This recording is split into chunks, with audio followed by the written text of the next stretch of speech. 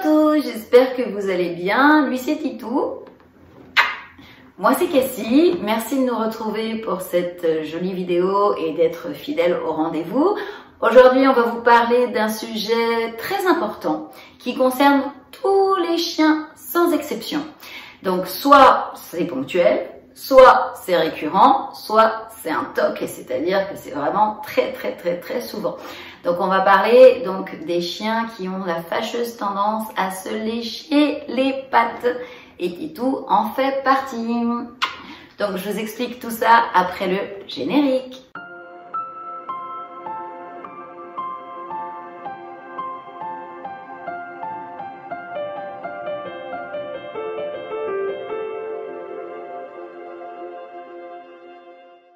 Avant de poursuivre la vidéo, je voudrais remercier toutes les personnes qui sont fidèles et abonnées à ma chaîne. Merci pour votre fidélité et pour votre confiance. Et puis, je voudrais inviter toutes les autres personnes qui suivent mes vidéos régulièrement à vous abonner. Donc, c'est en dessous, n'hésitez pas à le faire. Ou alors, par ici, si vous êtes sur un ordinateur ou sur un PC ou sur un iPad ou sur un Mac, voilà. Mais si vous êtes sur un téléphone portable, vous n'aurez pas ce petit accès à l'abonnement, mais vous l'aurez par contre en dessous de la vidéo.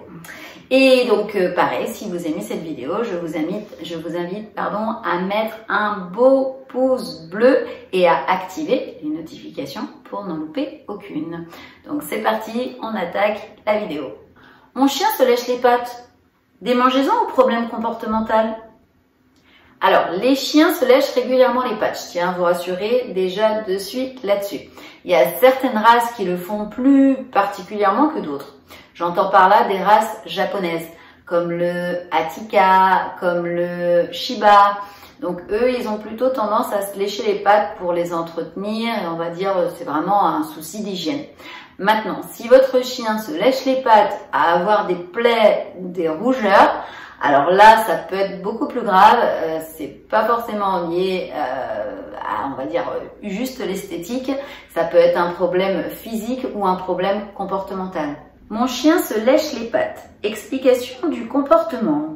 Votre chien se lèche souvent les pattes après que vous reveniez d'une balade, en forêt, dans la boue, ou alors qu'il se soit baigné.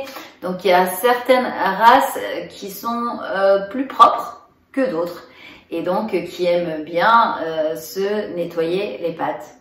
Donc ils aiment bien se nettoyer les pattes très régulièrement, un petit peu comme le chat si vous voulez. C'est un peu le même principe. Le léchage de pattes chez le chien va lui procurer du plaisir, puisqu'en fait, lorsqu'il va se lécher les pattes, ça va libérer de l'endorphine et ça va le mettre, votre chien dans un état à l'aise, quoi. Il se sent paisible et voilà, il se sent apaisé et rassuré. Certaines formes de léchage excessif peuvent être liées à une démangeaison ou encore à une allergie. Donc, il est très important de surveiller le comportement de votre chien s'il se lèche les pattes de façon excessive. Voilà les points qui doivent vous alerter. Des rougeurs sur les pattes, une plaie, les gémissements de votre chien lorsqu'il se lèche les pattes, une irritation ou le pelage du poil aussi. Alors le problème, c'est un peu comme les humains avec un moustique, donc c'est que plus votre chien va ressentir la démangeaison, plus il va se gratter et plus il va aggraver le problème. Alors ces conséquences prouvent qu'il peut y avoir un problème d'ordre médical physique ou alors un trouble obsessionnel compulsif, donc un TOC. Avec Titou, c'est des TOC. Donc, il a certains moments où il a des tocs. Donc là, on va parler de léchage de pattes. Donc, quand on revient de promenade, il reste toujours se lécher les pattes. Donc, ça, c'est plus pour se nettoyer. Mais donc, c'est totalement hors sujet, mais c'est un toc. Titou, à chaque fois qu'on va sortir, qu'on part en balade, dès qu'on passe la porte, il va se secouer. Dès qu'on part, faut qu'il se secoue ou faut qu'il se gratte comme ça. Et ça, c'est un toc. Ça veut dire on part en balade. Donc, il a toujours ce toc-là. C'est incroyable.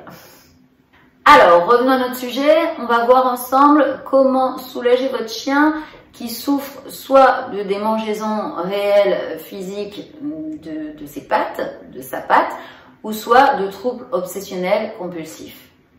Comment réagir et quelles sont les solutions en cas de problème médical? Alors, une fois que vous avez diagnostiqué le problème, il est important d'écarter tout problème médical avant de vous attaquer aux troubles obsessionnels compulsifs. Donc, dans un premier lieu, vous allez vérifier la patte de votre compagnon. Vous allez regarder son petit coussinet, vous allez regarder à l'intérieur. Est-ce qu'il n'y aura pas une petite bouloche d'herbe? Est-ce qu'il n'y aura pas un petit bout de verre, un petit caillou, un épillé aussi, puisqu'on est en pleine saison des épillés. Donc une fois que vous avez écarté toutes ces solutions-là, qui seraient donc un problème physique, eh bien on peut regarder les troubles obsessionnels compulsifs, les TOC. La première chose à faire, c'est de consulter votre vétérinaire. Donc lui, eh bien avec son expertise, il pourra analyser d'où vient le problème, si c'est un problème d'allergie par exemple, dû au pollen, et grâce à une batterie d'examens, eh bien il pourra voir d'où vient le problème exactement. Une fois que le vétérinaire aura diagnostiqué d'où vient le problème, d'où vient la cause, eh bien à partir de là, il pourra mettre en place un traitement médical pour soigner donc la blessure et pour soigner la cause de la blessure également. Il faudra traiter votre chien parce que ce qu'il faut savoir, c'est que le léchage excessif de la patte, d'un endroit où le chien se lèche régulièrement, ça va engendrer ce qu'on appelle un granulome. Donc le granulome, c'est un endroit de la peau qui est tellement léché, eh bien qu'elle va s'infecter et qu'elle va rougir. Et donc à ce moment-là, il faudra absolument avoir un traitement vétérinaire pour pouvoir soigner la patte de votre petit chien. S'il ne s'agit pas d'un problème médical physique et s'il s'agit d'un problème comportemental lié au TOC par exemple, ou alors lié au stress ou à l'ennui aussi, ça peut être une cause. Votre chien peut se lécher la patte pour s'occuper en fait, ça lui passe le temps. Donc n'hésitez pas à consulter un comportementaliste. Moi déjà, je peux vous donner quelques petites astuces. Si votre chien n'a pas l'habitude d'être seul, ce que vous pouvez faire déjà, et ça marche très bien, c'est laisser la télé allumée ou laisser un podcast sur la radio ou un podcast sur la télé.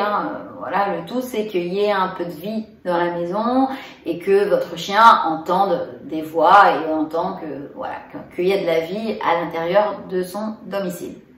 Il existe aussi des solutions sur prescription médicale, même si c'est un problème de stress ou d'anxiété qu'a votre chien.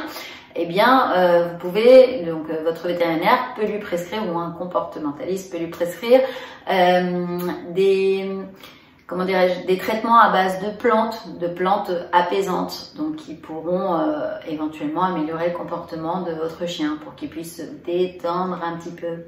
N'hésitez pas également à la maison, lorsque vous partez et que vous laissez votre chien, n'hésitez pas à lui acheter des peluches. Alors je ne sais pas si tout le monde le fait.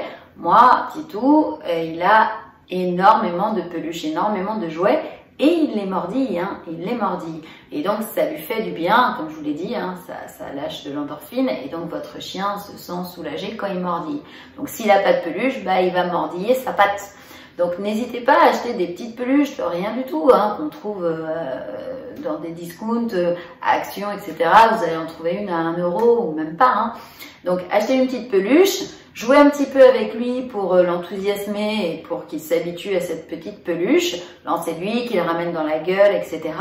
Et à partir de là, eh bien, il se sentira beaucoup mieux. Quand vous prenez un chiot, toujours lui mettre des peluches avec lui. Ça vous évitera que vous ayez un pied de table en moins, un pied de chaise en moins, ce genre de problème.